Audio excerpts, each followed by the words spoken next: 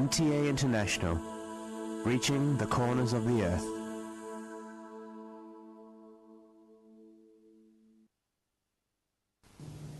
Coming up next is the Friday sermon of Hazrat Khalifatul Masih IV, Mirza Tahir Ahmad Sahib, Imam and the head of the worldwide Ahmadi Muslim community.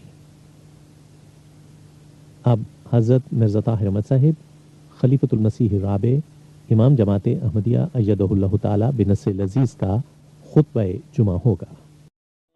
حبیبنا صلی علی محمد صلی علی حبیبنا صلی علی محمد صلی علی رسولنا صلی علی محمد صلی علی رسولنا صلی علی محمد صلی علی محمد صلی علی محمد صلی علی محمد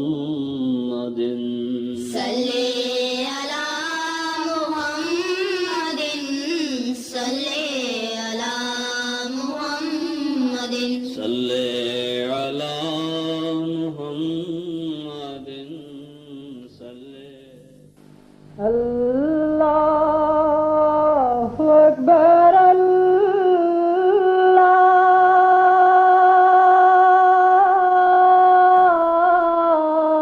اکبر اللہ اکبر اللہ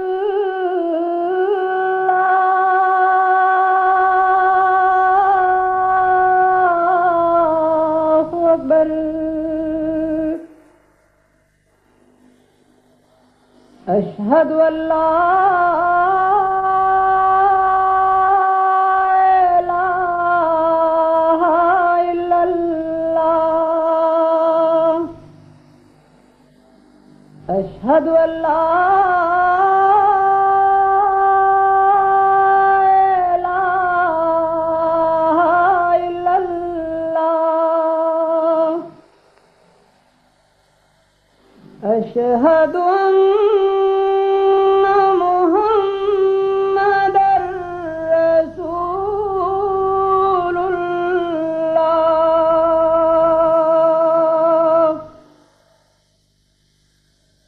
اشہد ان محمد رسول اللہ.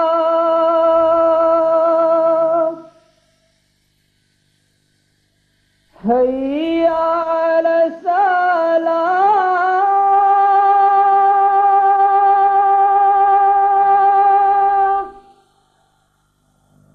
حی علی الصلاۃ.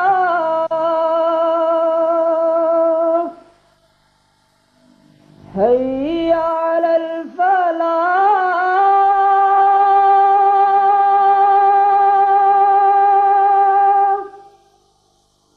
حی علی الفلاح.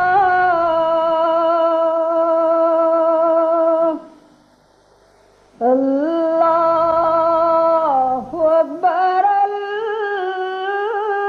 اللہ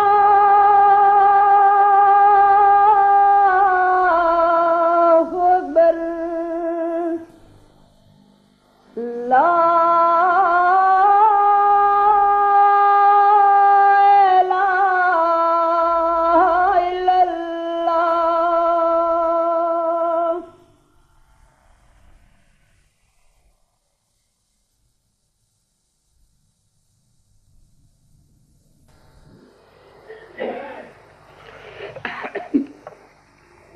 أشهد أن لا إله إلا الله وحده لا شريك له وأشهد أن محمدا عبده ورسوله.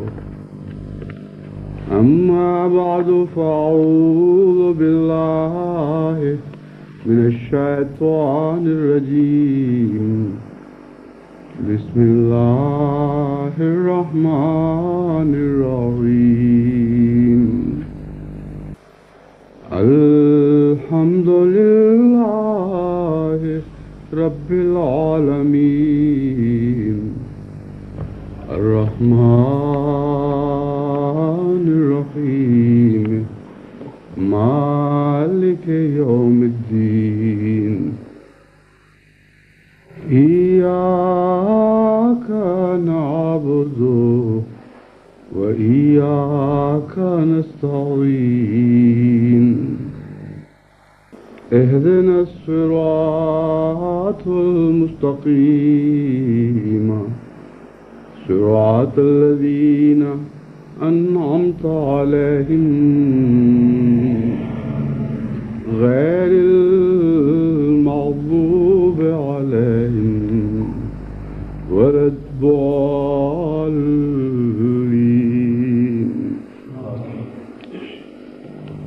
واستفزز من استطعت منهم بصوتك واجلب عليهم بخيلك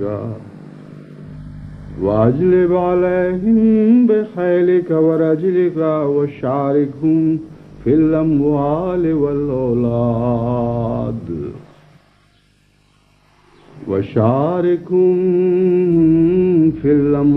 والأولاد وعدهم وما يعدهم الشيطان إلا غرورا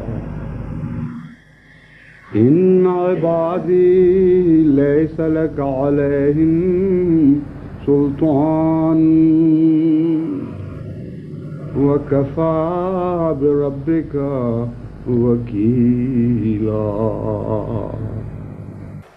سورہ الاسراء آیات 65-66. یہ آیات جو میں نے آپ کے سامنے تلاوت کی ہیں، ان میں اللہ تعالیٰ شیطان کو مخاطب کرتے ہوئے اپنی طرف سے اپنے نیک بندوں کی نمائندگی میں ایک چیلنج کرتا ہے. یہ بہت ہی عجیب اور بہت ہی روح اور دل پر اثر کرنے والی آیت ہے. بسا اوقات آپ نے خطبات میں مجھے سنا ہے کہ جب جماعت احمدیہ پر کئی قسم کے مصائب توڑے جاتے ہیں، خطرات کا سامنا ہوتا ہے، تو میں جماعت کی نمائندگی میں دشمن کو کہتا ہوں کہ جو چاہتے ہو کر لو، تم لازماً ناکام ہوگے. اور اس طرز بیان سے جماعت کو ایک خاص لطف محسوس ہوتا ہے. وہ یقین رکھتے ہیں کہ ہمارے ایمان کی عظمت کا ہمارے امام کو احساس ہے. اس سے اندازہ کریں کہ اس آیت کا مومن کو کس حد تک لطف نہ آتا ہوگا. جب بھی کوئی مومن اس آیت کی تلاوت کرتا ہے تو حقیقت میں اس کی روح وجد میں آ جاتی ہے. خدا اپنے بندوں کی طرف سے شیطان کو مخاطب کرتے ہوئے فرماتا ہے وَاسْتَفْزِزْ مَنِ اسْتَطَعْتَ مِنْهُمْ بِصَوْتِكَ، تو جس کو چاہتا ہے ان میں سے شوق سے فریب دے دے کر اپنی طرف بلا. وَأَجْلِبْ عَلَيْهِمْ بِخَيْلِكَ وَرَجْلِكَ، اور ان پر اپنے گھوڑوں کے ذریعے اور اپنے پیادہ فوجوں کے ذریعے چڑھ دوڑ اور پوری قوت سے ان پر حملہ کر دے، اور پھر ان کو ہرس بھی دے، لالچیں بھی دے. وَشَارِكُمْ فِي الْأَمْوَالِ، ان کو مال کی لالچ بھی دے اور اپنے اموال میں شامل کر. والأولاد، اور اپنے وسیع خاندان میں اس طرح شامل کر لے وہ تیری ہی اولاد ہوں، یعنی اکثریت کے اندر ضم کر کے ان کو قوت کے احساس کی لالچ دے. وعدہم، اور ہر قسم کے وعدے ان سے کر، یعنی جو کچھ ممکن ہے کسی کے لیے کسی دوسرے کو فریب سے، دھوکے سے، خوف دلا کر، لالچیں دے کر اپنے ساتھ ملانے کی، اپنے ایمان سے ہٹانے کی، وہ ساری کوششیں کر گزر. فرمایا وما یعدہم الشیطان الا غرورا، لیکن یاد رکھو کہ بندوں کو شیطان جو بھی وعدے دیتا ہے وہ محض دھوکے کے وعدے ہوا کرتے ہیں۔ ان عبادی لیس لک علیہم سلطان، یاد رکھ، اپنی تمام کوششیں کر دیکھ، جو بندے میرے ہیں وہ میرے ہی رہیں گے۔ لیس لک علیہم سلطان، تجھے ہرگز کبھی کسی قسم کا کوئی غلبہ مجھ سے محبت کرنے والے، مجھ پر ایمان لانے والے بندوں پر نصیب نہیں ہوگا۔ وَكَفَى بِرَبِّكَ وَكِيلًا، اور یہ فرمانے کے بعد حضرت اقدس محمد مصطفیٰ صلی اللہ علیہ وآلہ وسلم کو یہ سکینت کا پیغام بھی عطا ہوتا ہے۔ وَكَفَى بِرَبِّكَ وَكِيلًا، کہ تیرا رب تیرے لیے بہت کافی ہے وکیل۔ اس آیت کا پچھلے مضمون سے کیا تعلق ہے؟ تعلق یہ ہے کہ اللہ تعالیٰ فرماتا ہے میں جو تیری وکالت کر رہا ہوں، مجھ سے بہتر اور کون وکالت کر سکتا ہے؟ میں تیرا رب ہوں، اب تیرے معاملے کو میں نے اپنے ہاتھ میں لے لیا ہے، اس لیے کلیتاً مطمئن ہو جا کہ شیطان کے مقابل پر تیرا ایک وکیل ہے جو ہر طرح تیری وکالت فرمائے گا اور تیری نمائندگی کرے گا اور تجھے سہارا دے گا اور تو اس پر توکل کرے گا، اور شیطان کی طرف سے تجھے اور تیرے ماننے والے تیرے غلاموں کو قطعاً کوئی خطرہ نہیں ہے۔ اس آیت کا اطلاق آج دنیا میں بعض ممالک میں ہو رہا ہے، جن میں سب سے زیادہ پاکستان میں اس کا اطلاق دکھائی دیتا ہے۔ جب سے دشمنوں کو میں نے جماعت احمدیہ کی امام کی حیثیت سے آپ سب کی نمائندگی میں مباہلے کا چیلنج دیا ہے، اور جب سے انہوں نے یہ دیکھا کہ اس چیلنج کے مان بعد خدا تعالیٰ کی تقدیر نے بار بار اپنی تجلیات جماعت کی تائید میں دکھائیں، اس وقت سے ان کے اندر ایک خوف و ہراس کی کیفیت پیدا ہو گئی ہے، اور شدید خطرات محسوس کر رہے ہیں کہ بقیہ عرصے میں جو بھی چیلنج کا عرصہ باقی ہے، کہیں خدا تعالیٰ ان مزید تائیدات سے ان کو نہ نوازے اور کہیں دنیا یہ دیکھ نہ لے کہ خدا ان کے ساتھ ہے۔ یہ وہ خطرات ہیں جن کو محسوس کرتے ہوئے وہ اپنی شرارت میں بڑھتے چلے جا رہے ہیں، گویا وہ خود خدا ہیں۔ گویا چیلنج ان کے نام یہ تھا کہ تم ہمیں کسی قسم کی کوئی نقصان شرارت اور حسد کے ذریعے نہیں پہنچاؤ گے، ہرگز ایسی کوئی بات نہیں تھی۔ چیلنج یہ تھا کہ جو خدا کا ہے وہ اس کی تائید میں خدا حیرت انگیز نشانات دکھائے گا اور تمام دنیا میں اس کو غالب کرتا چلا جائے گا، اس کی بدیوں کو نیکیوں میں تبدیل کرتا چلا جائے گا، اور ان کے اندر سے خدا کے ولی پیدا ہوں گے، اور ایسی جماعت جو خدا کی ہے اس مباہلے کے بعد انشاءاللہ تعالی ہر پہلو سے تم ان کو نیکیوں میں ترقی کرتا ہوا دیکھو گے۔ اور جہاں تک دشمن کی شرارت کا تعلق ہے، مباہلے میں یہ بات واضح کر دی گئی تھی کہ اگر فریقین میں سے کسی کی شرارت سے کسی کا نقصان ثابت ہو تو اس کو خدا کی تجلی کا نشان نہیں سمجھا جائے گا، بلکہ وہ بندے کا عناد و دشمنی اور شرارت ہے، اس کو خدا کے کام کیسے قرار دے سکتے ہو؟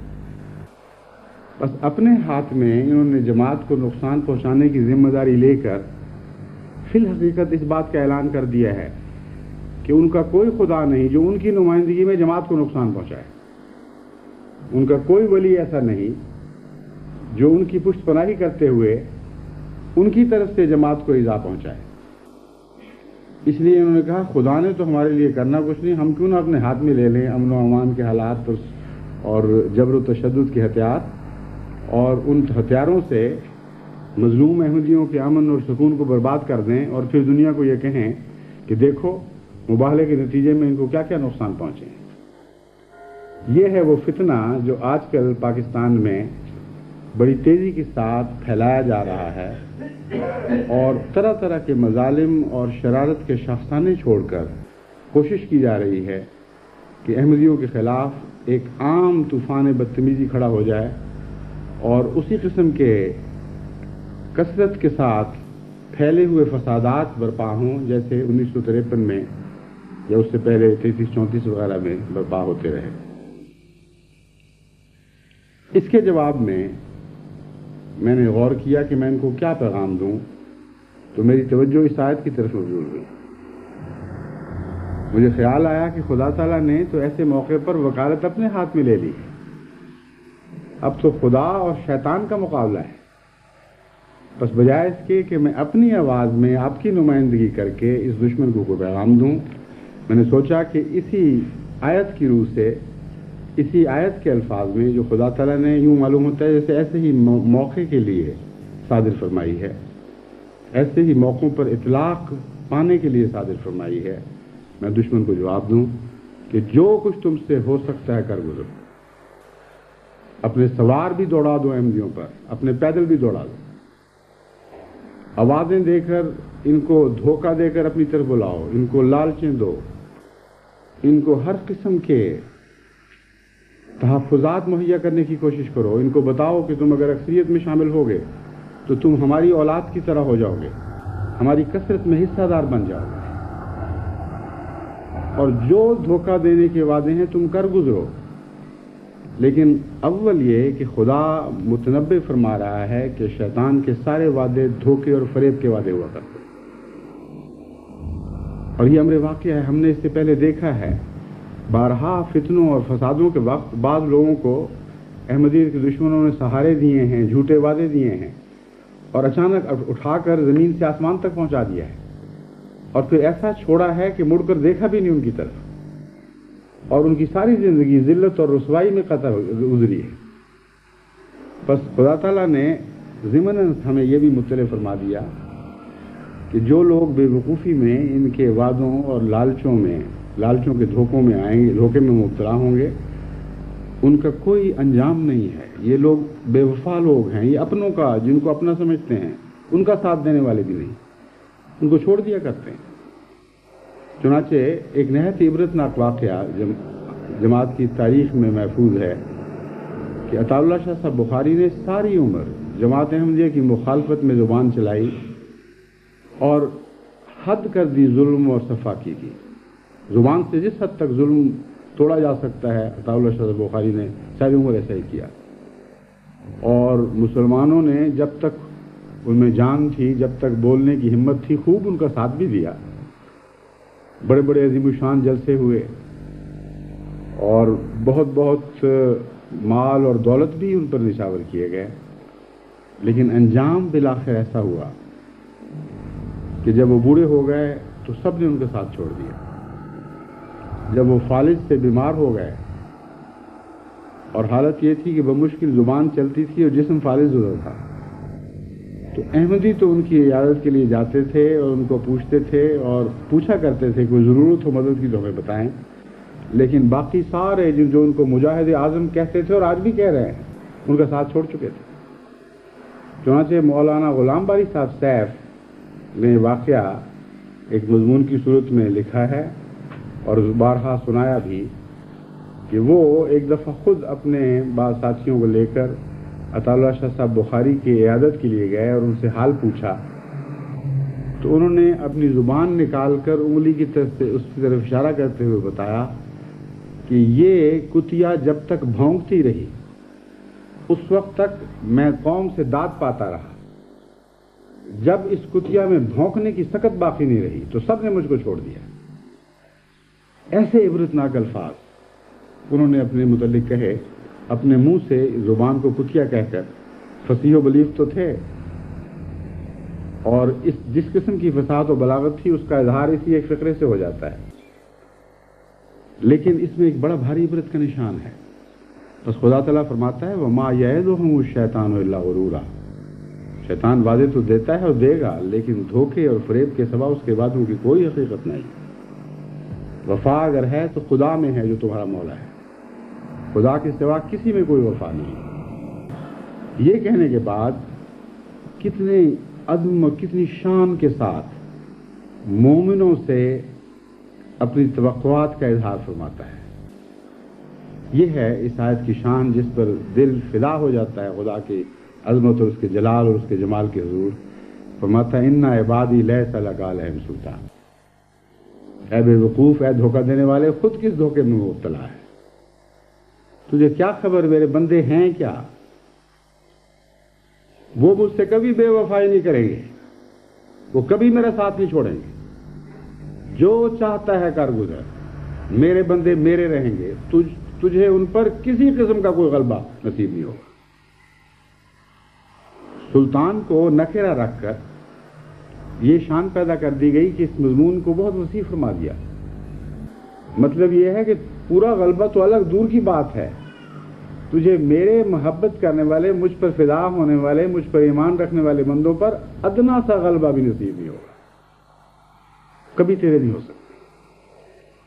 وَكَفَىٰ بِرَبِّكَ وَكِيلًا، اور اے محمد صلی اللہ علیہ وآلہ وسلم، تیرا رب تیرا وکیل ہے، وہ تیری وکالت کرے گا، وہ شیطان کے مقابل پر اپنی آسمانی فوجیں لے کر آئے گا، اس کے ہر حربے کو ناکام کر کے دکھا دے گا۔ بس جماعت احمدیہ پاکستان ہو یا بنگلہ دیش ہو یا دیگر ایسی جماعتیں ہوں جو نہایت ہی خطرات کے حالات سے گزر رہی ہیں، میں ان کو خدا کے کلام کی زبان میں یہ یقین دلاتا ہوں کہ خدا ان کو کبھی نہیں چھوڑے گا۔ وہ اپنے عزم، اپنے حوصلے کی حفاظت کریں اور خدا سے ثبات کی دعا کریں، خدا سے دعائیں کریں کہ اللہ تعالیٰ انہیں ثبات قدم نصیب فرمائے، اور ساری دنیا کی جماعتوں کو ان کے لیے ایسی ہی دعائیں کرنی چاہیے، کیونکہ ہر قوم میں کچھ کمزور بھی ہوتے ہیں، اور اس آیت کے علاوہ ایک اور آیت میں ذکر بھی موجود ہے کہ جن کو انسان ظاہری طور پر خدا کے بندے سمجھتا ہے، ان میں بعض ایسے کمزور انسان بھی نکل آتے ہیں جن کے دل میں نفاق ہوتا ہے، جن کے دلوں میں بیماریاں پائی جاتی ہیں، اور زلازل کے وقت وہ جھڑ جاتے ہیں۔ اس لیے یہ مراد ہرگز نہیں کہ جماعت میں سے، یعنی الہی جماعتوں میں سے کبھی کوئی ٹھوکر نہیں کھائے گا، بلکہ مراد یہ ہے کہ اس وقت جو خدا کے ہیں وہ پہچانے جاتے ہیں، وہ الگ اور ممتاز ہو کر الگ نثر کے سامنے آ جاتے ہیں، اور جو شیطان کا گندا مال ہے وہ اس کو نصیب مل جاتا ہے، اور دنیا دیکھ لیتی ہے کہ خدا کے بندے کون تھے اور غیر اللہ کے کون بندے تھے۔ چنانچہ بعض دفعہ بہار کے دنوں میں بھی آپ نے دیکھا ہوگا درختوں پر بعض پتے سوکھے ہوتے ہیں، ویسے تو پتہ نہیں لگتا، بہار ہی بہار دکھائی دیتی ہے، لیکن جب تیز آندھیاں چلتی ہیں تو انہی سبز پتوں میں سے بعض سوکھے ہوئے پتے جھڑ کر نیچے گر جاتے ہیں۔ تو زلازل کے وقت بعض نقصان پہنچتے ہیں، بعض لوگوں کو ٹھوکر ضرور لگتی ہے، اور جو خدا کا ہے وہ خدا کا ہو کر سامنے آ جاتا ہے، جو شیطان کا ہے وہ شیطان کا ہو کر سامنے آ جاتا ہے۔ بس ہمیں اس موقع پر ان کمزوروں کے لیے بھی دعا کرنی چاہیے، اللہ ان کو بھی ٹھوکروں سے بچائے اور ان کی حفاظت فرمائے۔ اس موقع پر دشمن نے جو سازشوں کا جال پھیلایا ہے، اس میں اس سازش کے جو نقوش اب نکل کے سامنے آ رہے ہیں۔ ایک تو یہ ہے کہ وہ جگہ جگہ ایسے احمدیوں پر قاتلانہ حملے کروا رہے ہیں جو ان حالات میں اپنی دفاع کی طاقت نہیں رکھتے، اور اس پہلو سے وہ سمجھتے ہیں کہ جماعت کے نوجوان جو ایک لمبے صبر کے دور سے گزر رہے ہیں، اب صبر کا دامن ہاتھ سے چھوڑ دیں گے، اور ان دردناک قتلوں کو برداشت نہ کرتے ہوئے وہ بھی جوابی حملے شروع کریں گے۔ اور اگر ایک دفعہ انہوں نے ایسا کیا تو وہ سمجھتے ہیں کہ پھر ہم ساری قوم کو دھوکہ دیں گے اور ان کو کہیں گے کہ دیکھو احمدیوں نے یہ ظلم کیے، تمہارے فلاں کو مار دیا، تمہارے فلاں کو مار دیا۔ اس میں کوئی شک نہیں کہ اگر احمدی مقابل پر نکلیں تو کمزور ہونے کے باوجود وہ تعداد میں، بھاری تعداد میں، بڑی اکثریت پر بھی غالب آنے کی طاقت رکھتے ہیں۔ اس سے پہلے ہندوستان کی تاریخ میں جب ابھی جماعت بہت چھوٹی تھی، ایسے بارہا واقعات ہو چکے ہیں۔ دہلی کے جلسے میں جو واقعہ گزرا، مسلم موعود کے جلسے میں بھی وہاں موجود تھا، چند ہزار احمدی تھے، اس کے مقابل پر دلی کا لکھوں خاک عظیم شہر تھا، اور اس میں سے مسلمان، بعض بدقسمت مسلمان علماء کے اکسائے ہوئے اور انگیخت کیے ہوئے لاکھوں کا مسلمان تھے۔ یوں معلوم ہوتا تھا جیسے ایک انبوہ کثیر ہے جس نے جلسے کو گھیرے میں لے لیا تھا۔ اس وقت ان سے غلطی ہوئی کہ انہوں نے عورتوں کے خیمے پر حملہ کر دیا، اور حضرت مسلم موعود رضی اللہ تعالیٰ عنہ نے تقریر کے وقت جب یہ دیکھا کہ عورتوں کی طرف ان کا رخ ہو گیا ہے تو آپ نے فرمایا کہ ہمارے صبر کے پیمانہ بہت وسیع ہے، لیکن اس کی ایک حد ہے۔ اگر ہماری عورتوں کی طرف تم نے بد نظر سے دیکھا اور ہاتھ اٹھایا تو ہم کسی قیمت پر اس کو برداشت نہیں کریں گے، پھر جو کچھ ہوگا ہو جائے گا۔ آپ کا یہ کہنا تھا کہ احمدی نوجوان اس خیمے کی طرف لپکے ہیں اور آنن فانن اس انبوہے کثیر کے پاؤں ایسے اکڑے ہیں جیسے سیلاب کی موجیں کسی چیز کو بہا کے لے جا رہی ہیں، ہر طرف بھگدڑ مچ گئی تھی۔ ایسا عجیب نظارہ تھا اور اس کا ایسا روپ تھا کہ دوسرے یا تیسرے دن دلی کے اسٹیشن پر جب میں جا رہا تھا داخل ہونے لگا تو میں اپنا ٹکٹ نکالا دکھانے کے لیے، تو وہ جو اسٹیشن کے اس کا گارڈ تو نہیں مگر جو بھی افسر موجود تھا ٹکٹ دیکھنے کے لیے، اس نے مجھے کہا کہ میاں آپ احمدی ہیں، آپ کا ٹکٹ دیکھنے کی میں ضرورت نہیں کر سکتا، جو ہم سے ہو چکی ہے پہلے مجھے پتہ ہے۔ یعنی یہ روپ کی کیفیت تھی، اتنا بڑا شہر، اتنا عظیم شہر اور اتنا طاقتور شہر۔ بس یہ کوئی احمدیت کا کمال نہیں ہے، یہ خدا کی طرف سے ایمان کو ایک روپ دیا گیا ہے، ایمان کو ایک ہیبت عطا کی گئی ہے۔ جب بھی ایمان ٹکراتا ہے غیر ایمانی جہالت سے اور جوشوں سے تو ایمان کو ہمیشہ غلبہ نصیب ہوتا ہے۔ اس لیے علماء کو یہ بھی پتہ ہے کہ اگر احمدی نوجوان اٹھیں گے تو لازماً اپنے مقابل کو زیادہ سخت ماریں گے، اور اس کے نتیجے میں پھر یہ فسادات پھیلا دیں گے ہر طرف، اور بہت سے ایسے علاقے ہیں جہاں چند احمدی بستے ہیں، چھوٹے چھوٹے بڑے بڑے دیہات میں چھوٹی چھوٹی آبادیاں ہیں، چنانچہ ان کی نیت یہ ہے کہ ایسے دیہات میں یا ایسے قصبوں میں پھر زیادہ سے زیادہ احمدیوں کے گھر جلائے جائیں، ان کے اموال لوٹے جائیں، ان کو قتل کیا جائے وغیرہ وغیرہ۔ بس یہ وہ خطرات ہیں جو اس وقت پاکستان کو درپیش ہیں۔ حال ہی میں سکرند میں اس صدی کا پہلا شہید ہوا ہے، منور احمد صاحب بٹ ان کا نام ہے۔ ابھی پرسوں مجھے اطلاع ملی ہے کہ انہوں نے جام شہادت نوش کیا۔ یہ اسی ظلم اور صفاقی کے سلسلے کی ایک کڑی ہے۔ منور احمد صاحب کے متعلق میں یہ آپ کو بات بتا دوں کہ گزشتہ چند سال سے ان کے ساتھ میری خط و کتابت ہے، اور ان سے پہلے ان کے والد بھی شہید کیے گئے، ان کے بھائی بھی شہید کیے گئے، غالباً ایک اور خاندان کے فرد بھی شہید کر دیے گئے۔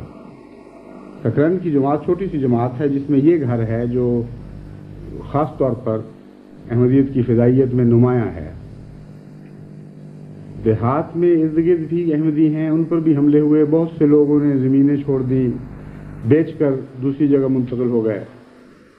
منور احمد صاحب اور ان کی ہمشیرہ کے بارہا مجھے خط ملے، انہوں نے کہا کہ ہم نے یہ عزم کیا ہوا ہے کہ اپنے خون کا آخری قطرہ تک بہا کے دیں گے، لیکن اس دشمن کو یہ خوشی نہیں دینی کہ احمدی جگہ چھوڑ کر بھاگ گئے تھے۔ اس لیے میں ہر وقت تیار بیٹھا ہوں۔ اس سے پہلے ان پر حملہ ہوا اور پولیس کو پتہ ہے، حکام کو پتہ ہے کون خبیث لوگ تھے جنہوں نے حملہ کیا، کون سی مسجد ہے جہاں سے وہ حملہ آور آئے تھے، اور پکڑے بھی گئے اور پھر کچھ نہیں بنا۔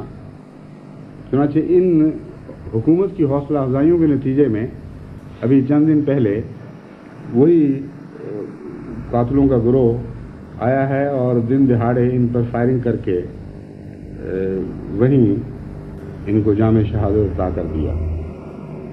عطا تو خدا نے کیا، لیکن ان کا وہ ایک ذریعہ بن گئے جس کے ذریعے ان کو جام شہادت نصیب ہوا۔ بس اس قسم کے قتل کی کوششیں اور جگہ بھی ہو چکی ہیں، بعض جگہ ناکام ہوئی ہیں کلیتاً، بعض جگہ شدید زخمی حالت میں احمدیوں کو چھوڑا گیا ہے، اور عمومی فساد کی کوششیں بھی بہت ہو چکی ہیں۔ ننکانہ صاحب کے واقعات آپ کو پتہ ہیں، 563 565، پھر سرگودا کے ساتھ 98 شمالی ہے، پھر نواب شاہ کے واقعات ہیں۔ یہ ایک دم جو تیزی سے اس باسی کڑی میں ابال آیا ہے، اس کا یہ پس منظر ہے جو میں نے آپ کے سامنے رکھا ہے۔ ان کو شدید بے چینی اور فکر ہے کہ وقت گزر رہا ہے اور جماعت اپنے ایمان اور اخلاص میں ترقی کرتی چلی جا رہی ہے، ساری دنیا میں پھیل رہی ہے. دیکھتے دیکھتے نئے نئے ملکوں میں خدا تعالیٰ ان کو عظمتیں اور غلبے نصیب فرما رہا ہے. ہم کیا منہ دکھائیں گے قوم کو کہ مباہلے کے یہ نتیجے نکلا کرتے ہیں؟ کافی انتظار کیا، 8-10 مہینے گزر گئے، 11 مہینے ہو گئے، خدا حرکت میں ہی نہیں آ رہا. اس لیے اپنے ہاتھ میں فیصلے لو، خدا پر بیٹھے رہے تو کچھ بھی نہیں بننا ہے احمدیوں کا. یعنی ہماری طرف سے ان پر کوئی مصیبت، کوئی حجت تمام نہیں ہو سکتی. لیکن میں آپ کو یہ بتاتا ہوں کہ ہمارا خدا صرف ہماری تائید کا خدا ان معنوں میں نہیں ہے کہ ہم پر رحمتوں میں فضل نازل فرماتا ہے، بلکہ وہ دشمن کو ہلاک کرنے کی بھی طاقت رکھتا ہے، دشمن کو رسوا اور ذلیل کر دینے کی طاقت بھی رکھتا ہے. اس لیے یہ دشمن جو بڑے ناز اور فخر کے ساتھ اس وجہ سے ناز اور فخر کرتے ہیں کہ حکومت ان کے ساتھ ہے، مرکز کی حکومت بھی ان کے ساتھ ہے، پنجاب کی حکومت بھی ان کے ساتھ ہے، اس وجہ سے ناز اور فخر میں مبتلا ہیں کہ دنیا میں احمدیوں کا کوئی نہیں رہا. ان کو میں بتا دیتا ہوں کہ جس خدا کا یہ کلام ہے جو میں نے آپ کے سامنے پڑھ کے سنایا ہے، وہ خدا ہمارے لیے کافی وکیل ہے، اور ہمیشہ سے وہ اپنے پاک بندوں کی وکالت کرتا چلا آیا ہے. اس لیے ہم سے تمہیں کوئی خوف نہیں. احمدی نوجوان جب تک میں ان کو کہتا رہوں گا صبر کے نمونے دکھائیں گے اور صبر پر قائم رہیں گے، اور تمہاری یہ ناپاک سازشیں کامیاب نہیں ہونے دیں گے کہ احمدیوں کا صبر توڑ کر ان پر اپنے مظالم توڑنے کے بہانے نکالو. لیکن خدا ہے جس کی برداشت لامتناہی صحیح، لیکن وہ خود فرماتا ہے کہ ایک حد کے بعد پھر میں اپنا صبر خود توڑ دیا کرتا ہوں، اور جب میں فیصلہ کرتا ہوں کہ اب قوم کو کافی مہلت مل چکی ہے تو پھر اس قوم کو کوئی بچانے والا نہیں ہوا کرتا. وَإِذَا أَرَادَ اللَّهُ بِقَوْمٍ سُوءًا فَلَا مَرَدَّ لَهُ. جب خدا یہ فیصلہ کرتا ہے کہ کسی قوم کی ہلاکت کے دن آ گئے ہیں تو پھر اس قوم سے اس برائی کو روکنے والا کوئی نہیں ہوا کرتا. بس ہم تمہیں اپنی طرف سے نہیں بلکہ خدا کی طرف سے، خدا کے نام پر ڈراتے ہیں. اشتعال پھیلانے اور حکومت کو احمدیت پر ظلم پر اکسانے کے لیے ان کے دماغ جس طرح چلتے ہیں اور کیسی کیسی احمقانہ باتیں ان کو سوچتی ہیں، اس کی ایک مثال میں آپ کے سامنے رکھتا ہوں. 7 سالہ جشن تشکر کے متعلق جب پنجاب حکومت نے یہ فیصلہ کیا کہ احمدیوں کو کسی رنگ میں بھی جشن تشکر نہ منانے دیا جائے، یہاں تک کہ ان کے بچوں کو مٹھائی کھانے سے بھی باز رکھا جائے، اچھے صاف ستھرے کپڑے پہننے سے بھی منع کیا جائے، تو معلوم ہوا کہ ایک طرف تو مرکزی حکومت نے ہدایت دی تھی خود پنجاب حکومت کو کہ ایسا کرو تاکہ یہ سہرا وہ اپنے سر باندھ سکیں، دوسری طرف پنجاب حکومت یہ ظاہر کرنا چاہتی تھی کہ یہ سہرا ہمارے سر ہے. اس کھینچا تانی میں یہ بتانے کے لیے کہ ہے اصل میں کس کا سر، پنجاب حکومت کے ایک خاص پروردہ مولوی ہیں جو نہایت دریدہ ذہن انسان ہے، ایک منحوس صورت انسان ہے. انہوں نے یہ اعلان کیا کہ میں تمہیں بتاتا ہوں اصل کہانی کیا ہے. ہوا یہ کہ میں تھا پنجاب کی طرف سے جو ایک وفد لے کر مرکزی وزراء کے پاس پہنچا، اور ان کو میں نے ایک سادہ سی بات سمجھائی. وہ سادہ بات یہ تھی کہ تم 100 سالہ جشن منانے کی اجازت دے رہے ہو ان لوگوں کو، تم جانتے نہیں کہ یہ 100 سالہ جشن ہے کس چیز کا؟ وزراء نے پوچھا آپ فرمائیے مولانا کس چیز کا جشن ہے؟ تو انہوں نے بتایا کہ وہ جشن اس بات کا ہے کہ 100 سال پہلے نعوذ باللہ من ذالک مرزا غلام احمد قادیانی نے حضرت محمد مصطفیٰ صلی اللہ علیہ وآلہ وسلم کی نبوت پر ڈاکہ ڈالا تھا، اور وہ ڈاکے کا مال اس وقت سے ان کے پاس ہے، اور 100 سال میں جو ڈاکے کا مال بڑھتا رہا ہے اس کی خوشی میں یہ سارا جشن منایا جا رہا ہے. تو کیا تم اپنے دنیاوی قانون کے لحاظ سے کبھی ڈاکو کو جشن منانے دیا کرتے ہو کہ میں نے اتنا مال لوٹا قوم کا اس لیے مجھے جشن بنانے دیا جائے؟ اور یہ بات مرکزی وزراء کی عقل میں آ گئی، ان کو سمجھ آ گئی، انہوں نے کہا ہاں مولانا اب ہمارا مسئلہ حل ہو گیا ہے، اب ہم حکم دیتے ہیں کہ جماعت احمدیہ کو جشن منانے کی اجازت نہ دی جائے۔ بات سمجھانے والے کی عقل بھی اور بات سمجھنے والے کی عقل بھی ایک خاص حیثیت کی عقل ہے، جس کا اگر دنیا کے عظیم الشان سائنسدانوں کو علم ہو جائے تو شاید وہ تجزیہ کریں، دماغ کھول کر دیکھیں کہ کس قسم کی عقل اس دماغ میں بھری ہوئی ہے۔ دنیا کے کسی منطق سے بھی آپ اس مسئلے پر غور کر کے دیکھیں اور اسلامی غیرت کے نقطۂ نگاہ سے بھی آپ اس پر بات کر کے دیکھیں تو آپ حیران ہوں گے کہ وہ کیسے جاہل لوگ ہیں جنہوں نے یہ دلیل بنائی، اور وہ کیسی عقلیں تھیں جنہوں نے اس دلیل کو قبول کر لیا۔ سب سے پہلے ایمانی غیرت کا تقاضا تھا، یہ سوچتے کہ حضرت محمد مصطفیٰ صلی اللہ علیہ وآلہ وسلم کی نبوت پر ہے کون جو ڈاکہ ڈال سکتا ہے۔ قرآن کریم میں اللہ تعالیٰ فرماتا ہے ہم نے تجھے یہ پیغام دیا، ہم اس کی حفاظت کے ذمہ دار ہیں، واللہ یعصمک من الناس، خدا ہر قسم کے انسانی حملوں سے تجھے محفوظ رکھے گا، تیرے کلام کی حفاظت فرمائے گا، تیری نبوت تیرے تقدس کی حفاظت فرمائے گا۔ اتنے قوی وعدوں کے بعد اور یہ بتا کر کہ شیطان کو تیری وحی میں کوئی دخل نہیں ہے، پھر ان علماء کا ان باتوں کو دیکھتے ہوئے یہ کہہ دینا کہ گویا نعوذ باللہ من ذالک حضرت صلی اللہ علیہ وآلہ وسلم کی نبوت پہ ڈاکہ پڑ گیا، اس قدر بے حیائی، اتنی گستاخی ہے۔ یہ تعجب ہے کہ حکومت پاکستان ان ایسے ذلیل الزام لگانے والے مولانوں کے خلاف حرکت میں کیوں نہیں آئی، اسلام کے نام پر قائم ہوئی اور محمد رسول اللہ صلی اللہ علیہ وسلم کے متعلق کوئی غیرت نہیں دکھائی۔ یہ کیوں نہیں کہا ان کو کہ اے بے غیرتو، محمد رسول اللہ صلی اللہ علیہ وسلم کی نبوت پر ڈاکہ ڈالنے والا ہے کون، کون پیدا ہوا ہے جو محمد رسول اللہ صلی اللہ علیہ وسلم کی نبوت پر ڈاکہ ڈال سکے۔ پھر یہ کہ اگر نبوت کا دعویٰ جھوٹا ہے تو وہ تو خدا پر ڈاکہ ہے، اور قرآن کریم نے یہی فرمایا ہے۔ قرآن کریم فرماتا ہے اگر کوئی جھوٹ بولتا ہے تو مجھ پر جھوٹ بولتا ہے، اور میرا فرض ہے کہ میں اس کو ہلاک کروں۔ دشمن کا کام نہیں ہے، یا انسان کا کام نہیں ہے۔ بس خدا تعالیٰ تو یہ فرماتا ہے میرے تقدس پر، میری عظمت پر، میری سچائی پر ڈاکہ ڈالنے کی کوشش کی جاتی ہے، میں اس کوشش کو ناکام بنا دیتا ہوں، ایسے شخص کو ہلاک کر دیا کرتا ہوں۔ بس دو ہی صورتیں ہو سکتی ہیں، یا محمد رسول اللہ علیہ وسلم کی نبوت پر ڈاکہ ڈالنے کی کوشش کی گئی تھی،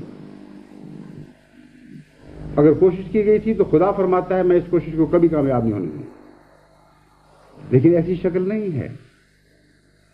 نبوت کا معاملہ بندے اور خدا کے درمیان ہے، اور دراصل نبوت کے دعوے کا مطلب یہ ہے کہ مجھے خدا نے کچھ کہا ہے اور میں خدا کا امین بن کر، خدا کے پیغام کا امین بن کر اس کا پیغام تمہیں پہنچا رہا ہوں۔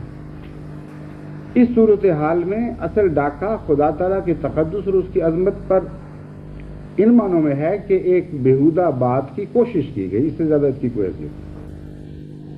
چنانچہ خدا فرماتا ہے میرا کام ہے پھر ایسے لوگوں کو ذلیل و رسوا کروں اور اپنی سچائی کے تقدس کی حفاظت کروں۔ چنانچہ قرآن کریم میں فرعون کے زمانے کا ذکر کرتے ہوئے اللہ تعالیٰ فرماتا ہے کہ جب موسیٰ کے دعوے سے اشتعال کھا کر، اس زمانے میں بھی بڑے اشتعال کھانے والے علماء موجود تھے، یہ دیکھ کر کہ ایک شخص کہتا ہے میں خدا کی طرف سے بھیجا ہوں، ساری قوم کو اشتعال آ گیا اور فرعون کو سب سے بڑھ کر اشتعال آیا، اور ان کے بڑے بڑے لوگ اکٹھے ہوئے ایک مجلس میں، اور انہوں نے سوچا کہ یہ شخص خدا کا پیغمبر بن رہا ہے، اس سے زیادہ اشتعال کرنے دینے والی اور کون سی بات ہو سکتی ہے، بس یہ نبوت کے نام پر اشتعال کوئی نئی چیز نہیں ہے۔ تب انہوں نے فیصلہ کیا کہ ہم اس شخص کو قتل کر دیں، اس کے سوا اور کوئی چارہ نہیں۔ اس فیصلے کے بعد یا اس فیصلے کے دوران اللہ تعالیٰ فرماتا ہے کہ ایک شخص ان کی طرف آیا جو صاحب فہم اور اولو الالباب میں سے تھا، اس نے ان سے کہا کہ خدا کا خوف کرو اور عقل کے ناخن لو، تم کیا فیصلے کر رہے ہو؟ ان یکو کاذبا فعلیہ کاذب، اگر یہ جھوٹ بول رہا ہے، اگر یہ خدا کی طرف سے نہیں ہے، تو تمہارا کام نہیں ہے کہ تم اس کو ہلاک کرو، خدا کا کام ہے کہ اس کو ہلاک کرے۔ اور اگر کوئی شخص خدا پر جھوٹ بولتا ہے تو اس کا عذاب ان لوگوں پر نہیں ٹوٹا کرتا جن کو وہ مخاطب ہوا کرتا ہے۔ تو تمہیں تکلیف کیا ہے؟ جھوٹ ایک شخص بول رہا ہے، خدا پر بول رہا ہے، اللہ اس کو پکڑے، ہلاک کرے نہ کرے، اس کی مرضی ہے، تمہیں نقصان کون سا ہے اس کا؟ جھوٹا تو خود اپنی موت مر جائے گا۔ لیکن یہ یاد رکھو کہ اگر اسے جھوٹا سمجھتے ہوئے اس کی مخالفت کی اور یہ سچا نکلا، وہیں یہ کو صادقاً یصبکم بعض الذی یعدکم، پھر ضرور جن عذابوں اور جن تکلیفوں سے یہ تمہیں ڈرا رہا ہے، خدا کی ناراضگی کے عذابوں سے، وہ تمہارے پیچھے لگ جائیں اور تمہیں نہیں چھوڑیں گے۔ اس لیے کیوں جہالت کی بات کرتے ہو؟ ایسے معاملے میں کیوں دخل دیتے ہو جس کے ساتھ تمہارا کوئی تعلق نہیں، کوئی اختیار نہیں ہے؟ بس حضرت مسیح موعود علیہ الصلوۃ والسلام کی بھی ان دو صورتوں میں سے ایک ہی صورت ہو سکتی ہے۔ اگر جھوٹ بولا ہے تو خدا پر جھوٹ بولا ہے، اور ایسی صورت میں قرآن کریم فرماتا ہے کہ پھر تمہارا کام صرف اتنا ہے کہ انتظار کرو اور دیکھو کہ خدا اس سے کیا سلوک کرتا ہے۔ اگر تم نے خود خدائی کو اپنے ہاتھ میں لیا، خود ایک شخص کو جھوٹا سمجھتے ہوئے اس کو سزا دینے کی کوشش کی، تو یاد رکھو اگر یہ سچا نکلا تو پھر تم ضرور ہلاک ہو اور ضرور تمہیں خدا کا عذاب پہنچے گا۔ یہ ہے عقل کی بات، یہ ہے خدا کا کلام۔ کیا یہ اس کلام کو نہیں پڑھتے؟ کیا پڑھتے ہیں تو ایسی صورت میں پڑھتے ہیں کہ ان کے دلوں پر قفل پڑے ہوئے ہوتے ہیں، ان کو کوئی سمجھ نہیں آتی۔ بس یہ ایک تمسخر ہے محض، اس سے زیادہ اس کی کوئی حیثیت نہیں۔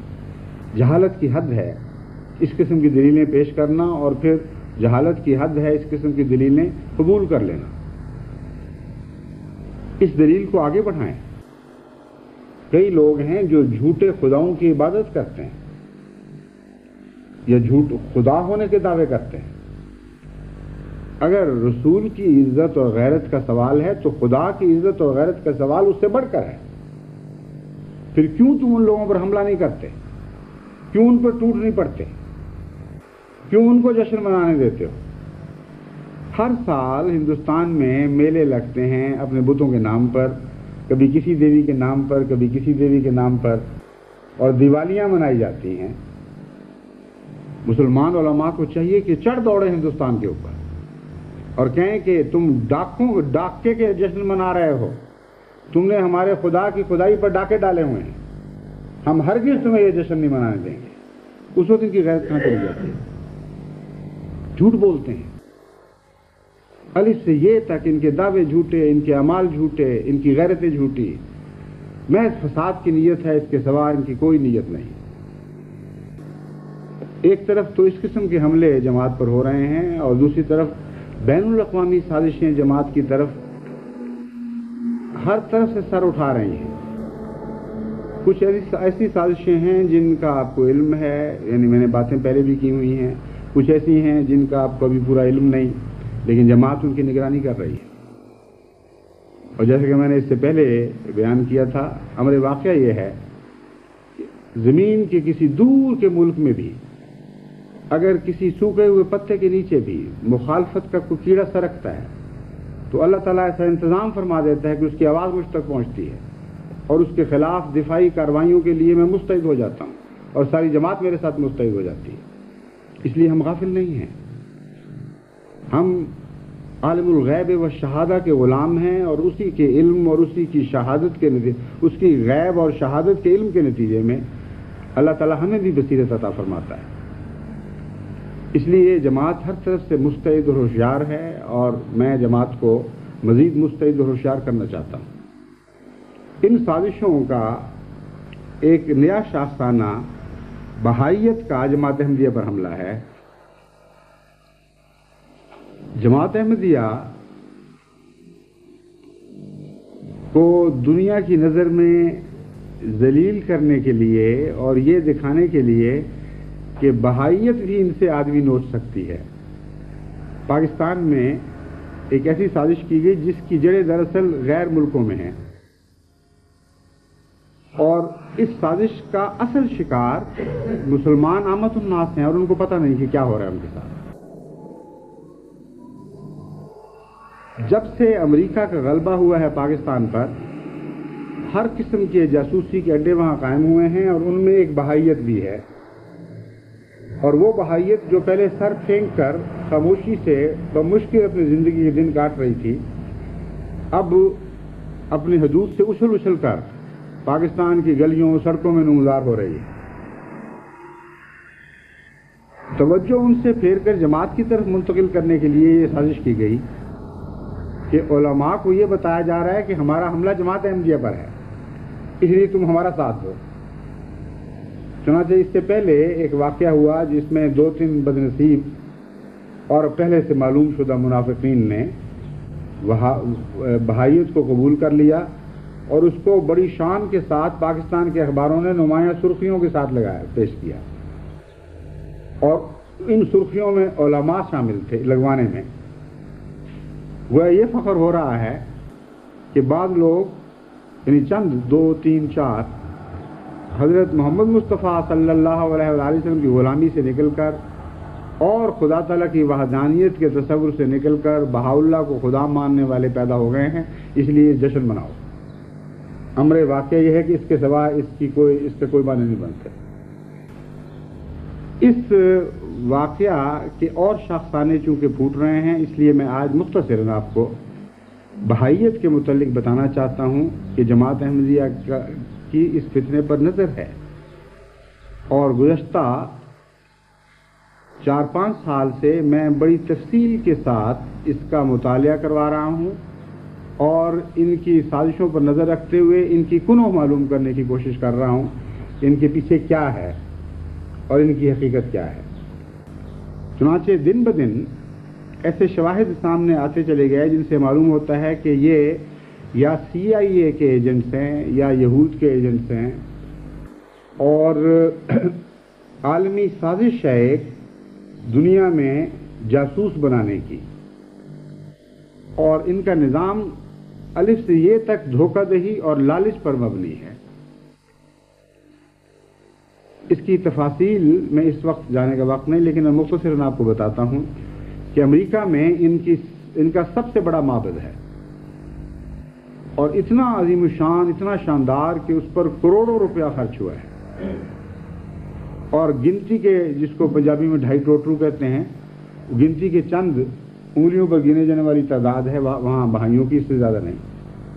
سوال یہ کہ روپیہ کہاں سے آیا؟ ایک چھوٹی سی جماعت جس کا مالی نظام اس طرح قربانی پر نہیں چل رہا جس طرح جماعت احمدیہ کا مالی نظام چل رہا ہے، اچانک شکاگو میں اتنا بڑا معبد بنانے کی توفیق کیسے پا جاتی ہے؟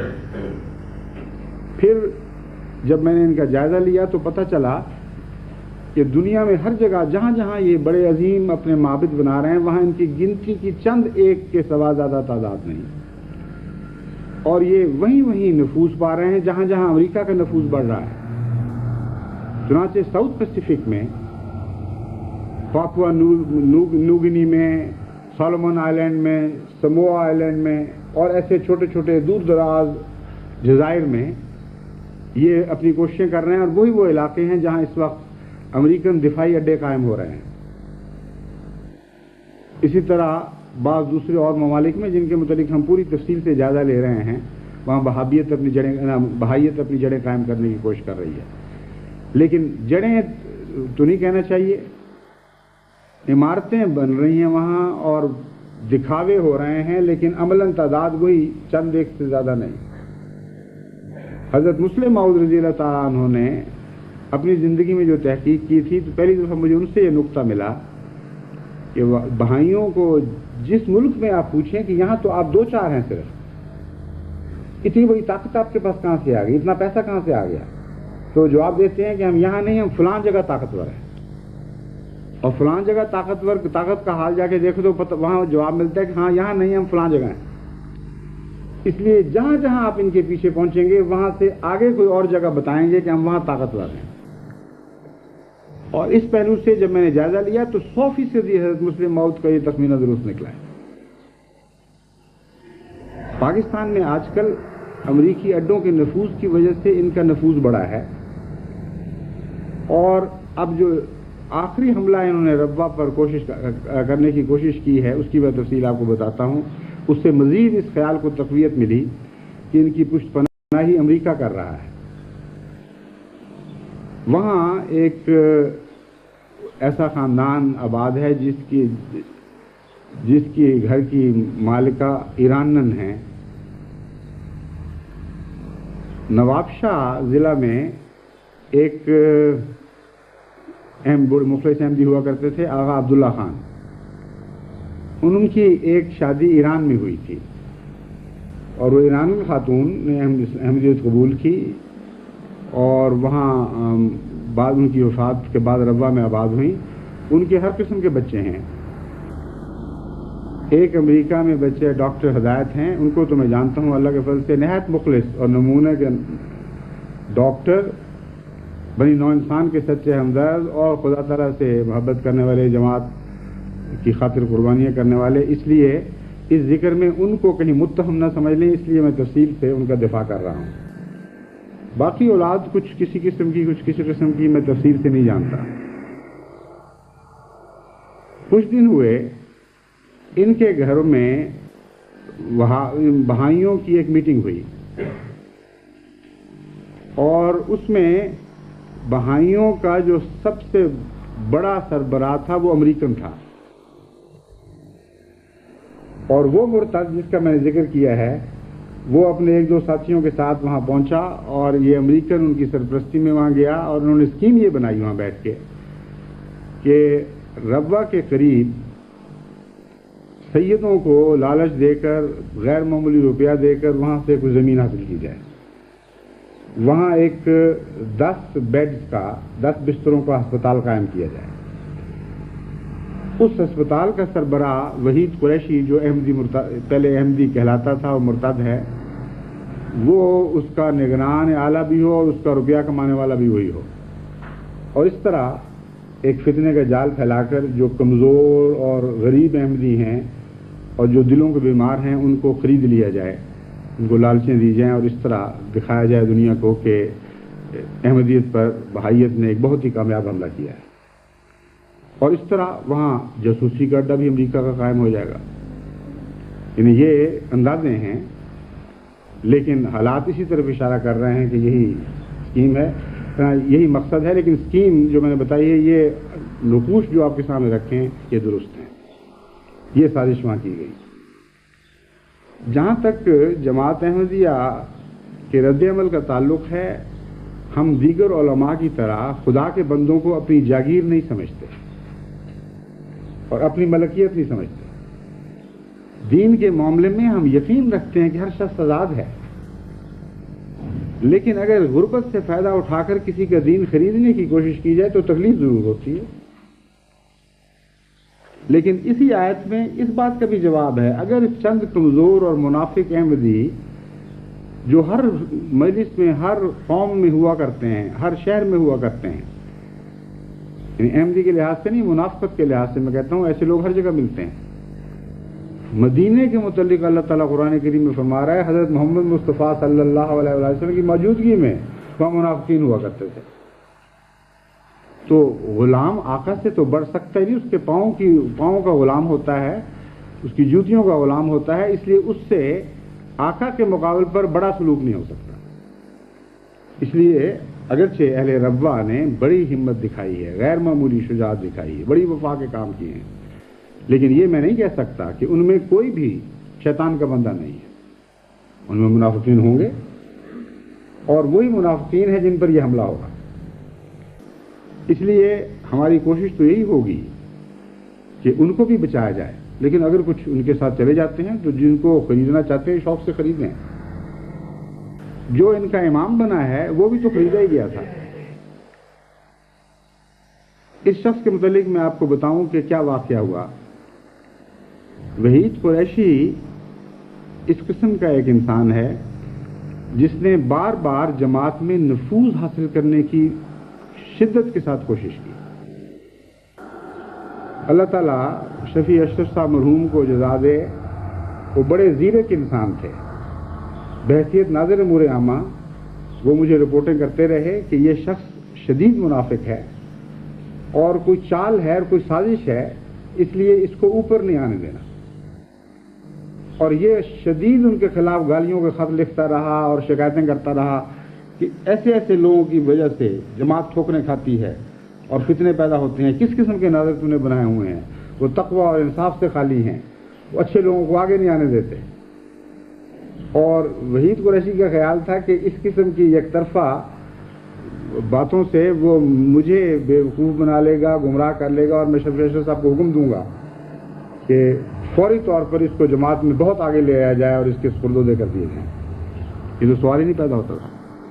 لیکن ایک بات میں مجھے شفیع اشرف صاحب سے اختلاف تھا, اور میں نے ان سے صاف کہا کہ یہ بات میں آپ کی نہیں مانوں گا. جہاں غربت کی وجہ سے مال مدد کی ضرورت تھی, وہاں میں نے امور عامہ کو کہا کہ آپ منافق سمجھتے ہیں, مجھے بھی یہی غالب گمان ہے کہ یہ چالیں منافقانہ ہیں, لیکن منافق اگر غریب ہو تو اس کا انسانی حق بہرحال ہے کہ اس کی مدد کی جائے. اس لیے آپ کے مشورے کے خلاف میں جانتے ہوئے کہ یہ کیا ہے اور کیا کر رہا ہے, میں اس کی مدد ضرور کروں گا. چنانچہ جب ضرورت پڑی اس کی مدد کی گئی. پھر اس شخص نے مجھ پر براہ راست روب ڈالنے کے لیے پاکستان حکومت کی طرف سے جو الزامات کے شاخسانے چھوڑے گئے تھے ان کے خلاف ایک نہایت ہی مؤثر جواب لکھا اور ایک بڑی موٹی کتاب لکھی اور مجھے بھجوائی کہ آپ میرے نام سے اس کو شائع کروا دیں تاکہ دنیا کو پتہ لگے کہ احمدیت کی کیسے کیسے مجاہدین. اب چونکہ امور عامہ کی طرف سے ان کے متعلق تفصیلی رپورٹیں تھیں, میں نے یہی فیصلہ کیا کہ اس نام پر کوئی کتاب شائع نہیں کی جائے گی.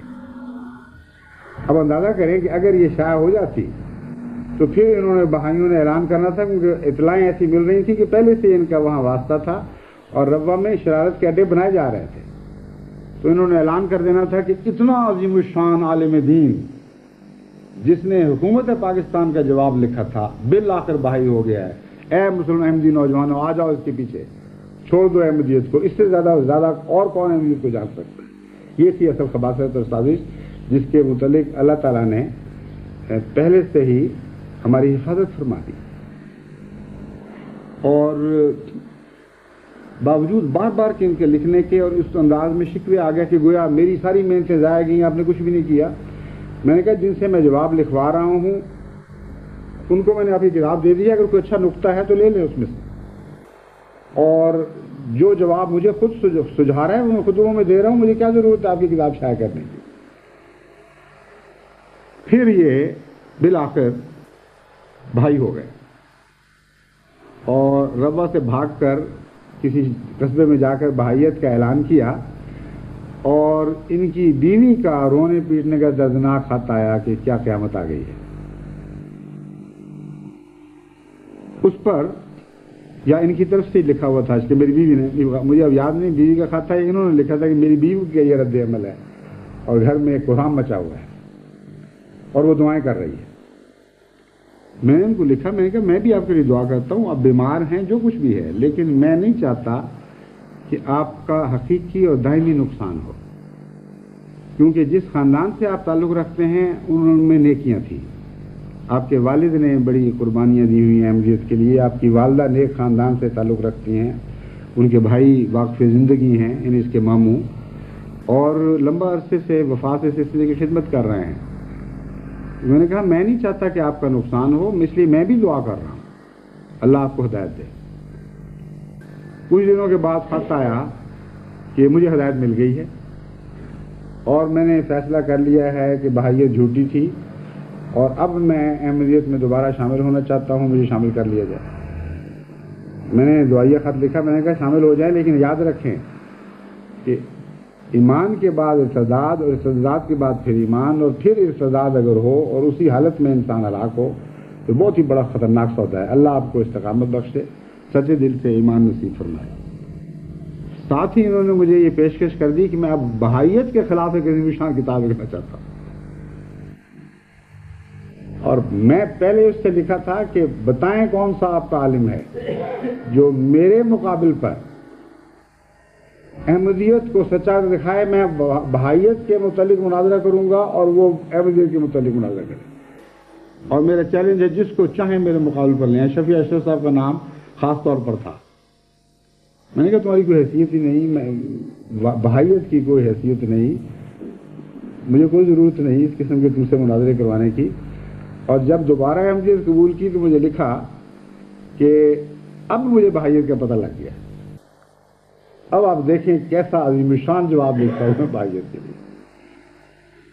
میں نے کہا تمہاری مرضی ہے، لکھو جو چاہو کرو، لیکن احمدیت کا انحصار نہیں ہے آپ جیسے لوگوں پر. اللہ آپ کو توفیق دے، اللہ آپ کو استقامت بخشے.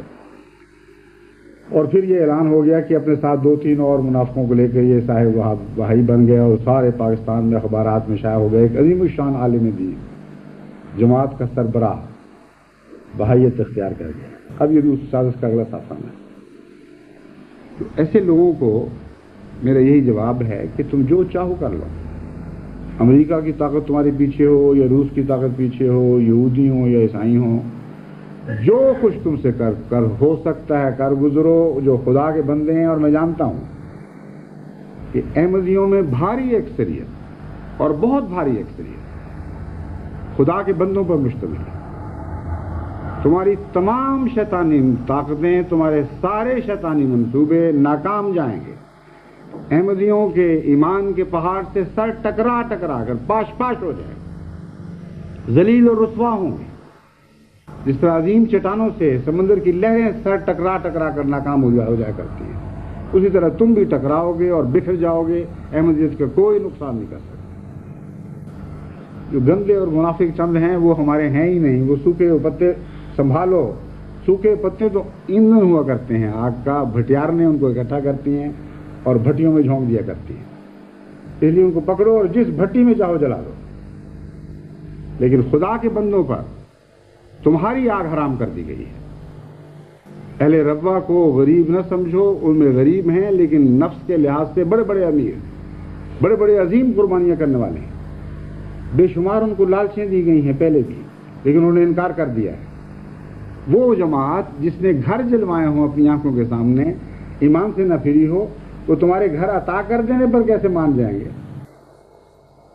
وہ جنہوں نے اپنے بچے ذبح کروائے ہوں اپنی آنکھوں کے سامنے اور اپنے ایمان سے نہ پھرے ہوں، ان کو تم کون سے ڈراوے دو گے جس کے نتیجے میں تم سمجھتے ہو کہ ان کو اپنے دین سے بہکا دو گے؟ ہرگز ایسا نہیں ہو سکتا. لیکن میں یہ بتاتا ہوں کہ یہ سودا تمہارے لیے شدید نقصان کا سودا ہے. تمام دنیا میں جماعت احمدیہ پہلے سے زیادہ مستعدی کے ساتھ اب بہائیت پر جوابی کارروائی کرے گی. پہلے تو ہم ان کی کوئی حیثیت ہی نہیں سمجھتے تھے، جس طرح ایک معمولی خس و خاک کی حیثیت ہوتی ہے. دلچسپی تھی کہ یہ ہو کیا رہا ہے، کون لوگ ہیں، کس کی نمائندگی کر رہے ہیں. لیکن تمہارے اس حملے پر مجھے حضرت مسیح کا کے متعلق وہ خدا کا کلام یاد آ گیا، جس میں کہا گیا تھا مسیح کے متعلق کہ یہ کونے کا پتھر ہوگا، وہ جس پر گرے گا وہ اس کو پاش پاش کر دے گا، اور جو اس پر گرے گا وہ پاش پاش ہو جائے گا. بس مجھے خیال آیا کہ مسیح اول جو موسیٰ کا مسیح تھا، اگر اس کی یہ شان ہے تو مسیح ثانی جو حضرت محمد مصطفیٰ صلی اللہ علیہ وآلہ وسلم کا مسیح ہے، اس کی کیا شان نہیں ہوگی.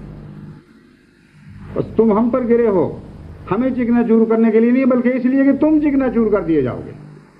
اور انتظار کرو اور دیکھو کہ ہم تم پر گریں گے، اور اس قوت سے گریں گے کہ تمہیں چکنا چور کر دیں گے. بس اے شیطان اور اے شیطانی طاقتوں، جو تمہارے گھوڑے ہیں وہ دوڑا لاؤ، جو تمہارے پیادے ہیں وہ چڑھا لاؤ، لالچیں دو، ہرس دو، جو کچھ تم سے ہو سکتا ہے کر گزرو. دغا اور فریب سے کام لو، جھوٹے وعدے دو. اللہ تعالیٰ کے فضل سے جماعت احمدیہ کی بڑی بھاری اکثریت خدا کے ان بندوں پر مشتمل ہے جن کے متعلق اللہ تعالیٰ فرماتا ہے ان عبادی لیس لک علیہم سلطان. اے شیطان اور اے شیطان کے ٹولو، خدا کے بندوں پر تمہیں کوئی سلطان عطا نہیں کی گئی. وہ کامیاب ہوں گے اور تم نامراد اور خائب خاسر.